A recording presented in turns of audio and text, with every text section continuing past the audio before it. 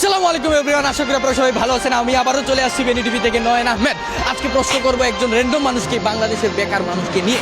বাংলাদেশের 99% মানুষ বেকার, 1% মানুষ সফল। এই যে একজন র্যান্ডম মানুষকে পেয়ে গেছি, ওনাকে একটা প্রশ্ন করব।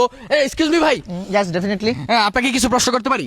Always, I remember this situation right now. Question, please. প্রশ্নটা হচ্ছে, এই যে বেকার মানুষ, এই যে বাংলাদেশে এত বেকার মানুষ, 99.99999% মানুষ বেকার, 1% মানুষ সফল। এই বেকার নিয়ে কিছু কথা বলবেন? Yeah, definitely. খুব সুন্দর একটি প্রশ্ন করেছেন ভাই। আর একটা জিনিস দেখতে চান যে বেকারত্ব এমন একটা জিনিস যে বাংলাদেশের বেকারত্বটা বেড়েই যাচ্ছে। বেকারত্ব থাকবে, কারণ মানুষ তো চাকরিতে লাগতে পারতেছে না বা চাকরি করতে পারতেছে না। একটা যাবজ্জীবন কারাদণ্ড আসামির থেকেও অসহায় কি জানেন? কি? একটা বেকারত্ব।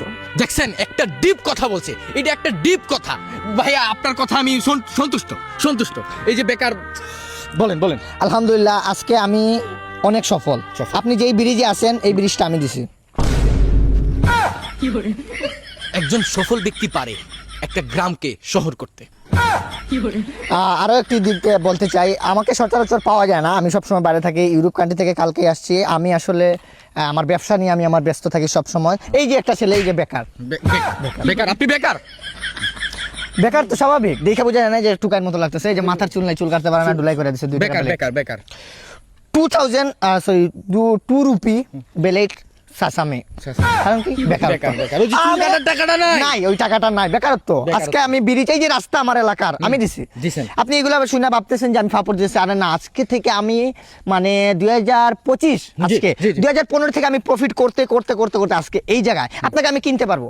যা টাকা আছে আমাকে কিনতে পারবো। আসলে আমি সোশ্যাল মিডিয়া ইনভলভ করতে চাই না, কিন্তু কথা বলতে হচ্ছে।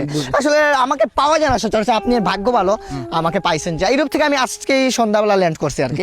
আজকের শোটা একবারে ব্লকবাস্টার হয়ে যাবে। এরকম একজন সফল ব্যক্তিকে ইন্টারভিউতে নিতে পারতেছি, এটা আমি নিজে গর্বিত। জি। কোথায় যাচ্ছিলেন আপনি? আমি যাচ্ছি একটু, গেছিলাম একটু, আমি যাই নাই, আসতেছি। কোথা থেকে আসতেছেন? যে আমি মুদি দোকানে গেছিলাম আধা কেজি আটা বাকি আনতে। তো আটা তো দেখতেছি না। না, আটা দেয় নাই, বলতেছে 350 টাকা আমার আগের বাকি আছে, ওইগুলো দিতে পারি না আসলে, সরি। এই জন্য দেখেন। এতক্ষণ কি আমার লগে চাপা মারতেছিলেন? জি অবশ্যই।